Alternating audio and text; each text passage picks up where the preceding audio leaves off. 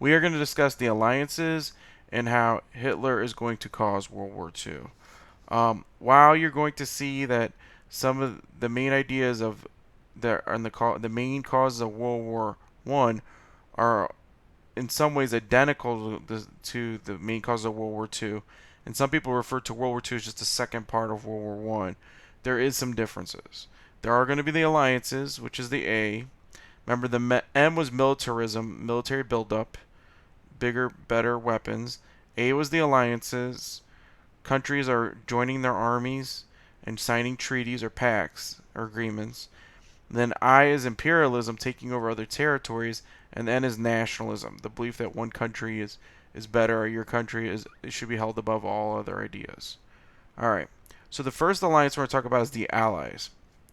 Now, the original allies of World War II, the countries that fought against the Axis powers, were originally, at the beginning of the war, believe it or not, were France, Great Britain, and you can see the British flag, and Poland. So, when we look at this picture to the right, you can see those are the final alliances.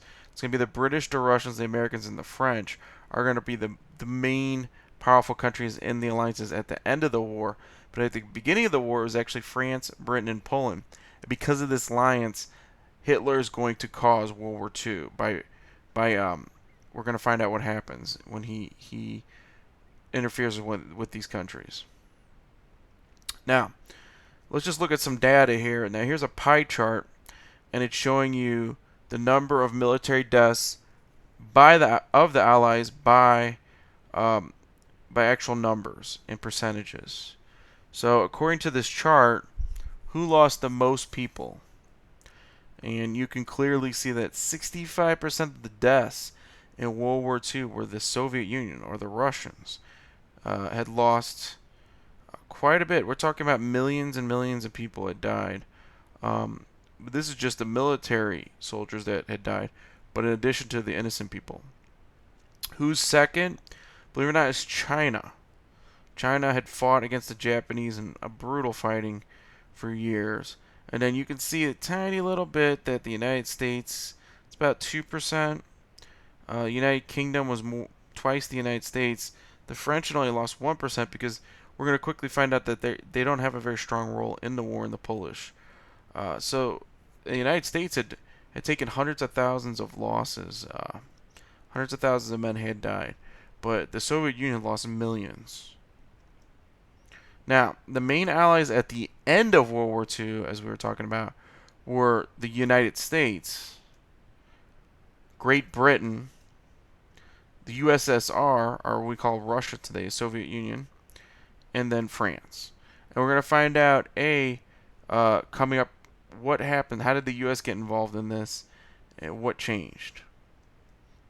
So let's talk about the beginning of the war. Now, the Axis powers of World War II, these are the original Axis powers, or countries that fought against the Allied powers of World War II, were Germany, and you can see Hitler on the right. The man standing next to him is Benito Mussolini, the dictator we've talked about before, who was Italian. So the Italians are Italy.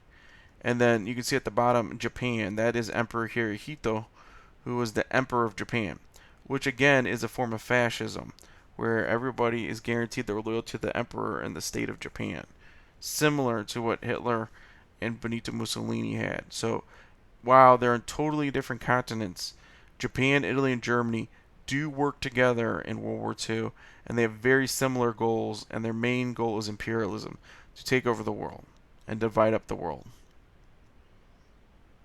So let's look at this. This is a scary, scary geographical map. This is the Axis powers controlled territories in 1942. Wow. Look at all that red. They had controlled France, Italy, Czechoslovakia, Austria-Hungary, Romania. They'd taken huge amounts of Russia. Look at that. They're almost to Moscow. If you look to the east, Moscow is the capital of Russia. I mean, they were almost there. They had almost taken Stalingrad to the southeast of Russia. They've taken Norway, Finland, Denmark, Greece, where my family's from. And then you could see that they had taken over Morocco, Algeria, and Libya to the south and Africa.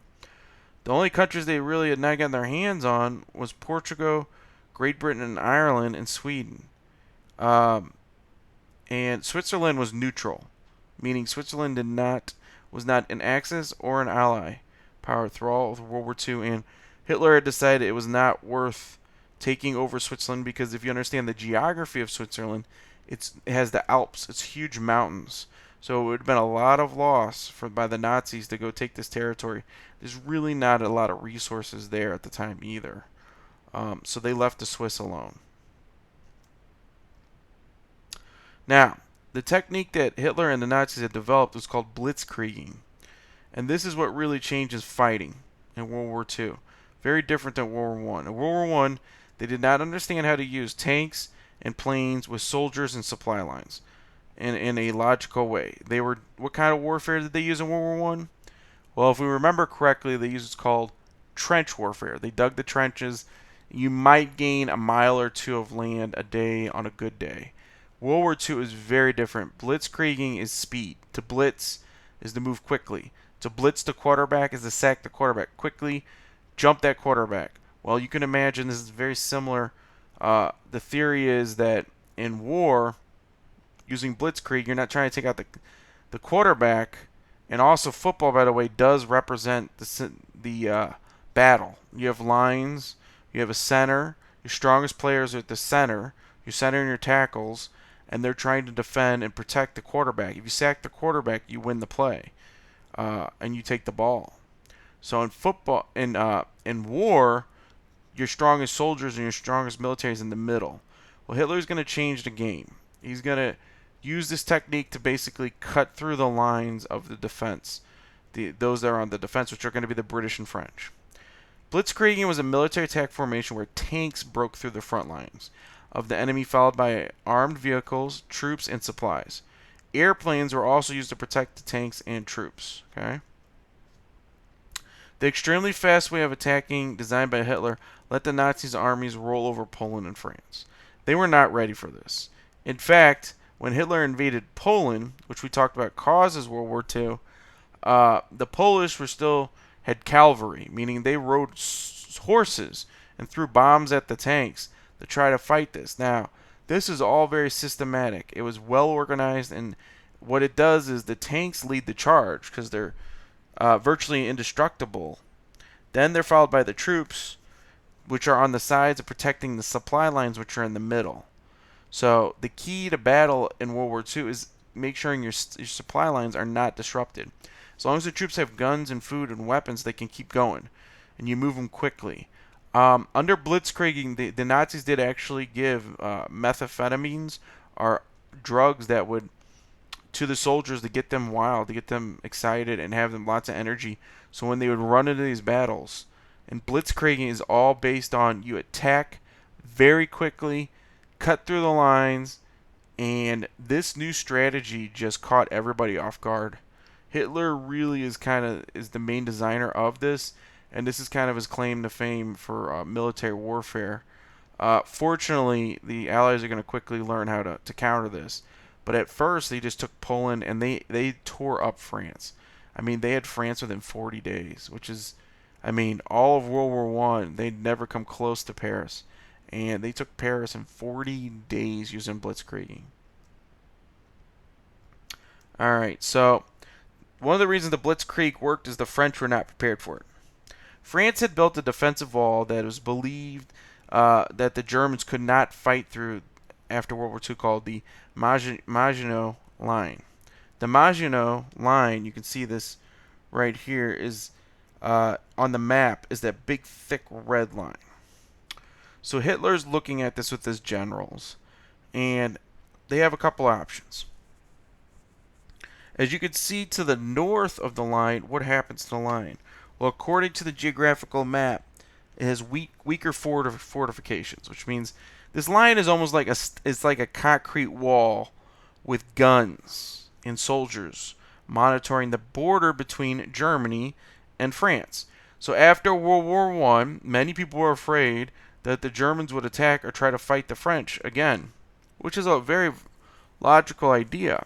The problem is, everybody pictured the next war being fought just like World War One. You're going to build trenches. So the government of France invested this strong wall, military wall, to divide France and Germany, so that if Germany ever attacked again, the French would be ready. Here's the problem. To the north, they were not enemies or afraid of Belgium and Luxembourg. Luxembourg and Belgium were actually seen as allies. So there was no fear that they're going to be attacked by Belgium or Luxembourg. So what they did is they had a wall. They didn't have much of a strong wall like the Maginot Line to the south on the border of France and Germany. So Hitler and his generals quickly look at this and they go, okay, well, what do you do with this wall? I want you guys to think about it for a second. How would you handle this situation? Are you going to go against this solid fortification wall with guns? Or, if you're Hitler and the Nazis, you're going to come through Belgium, their friend, take Belgium because you on the way, and then just come through the north. And you see that it's actually more the northeast of the wall, where there is no wall, and just run through France. And then you can see Paris is right there, and they take it. Now, the Maginot Line only defended the French-German border, and as a result, the Germans attacked Belgium and then the Netherlands to invade France and go around the wall. So they went through the Netherlands and Belgium and just took France. I mean, that was the big prize, to take France. France is just out of commission during World War II. So now, at this point, you've only got the British on the west, and on the east you have the Russians trying to fight off. So the Allies have lost a lot of power, and the Axis are really moving quickly to take Europe using Blitzkrieg. Okay, we're going to stop there.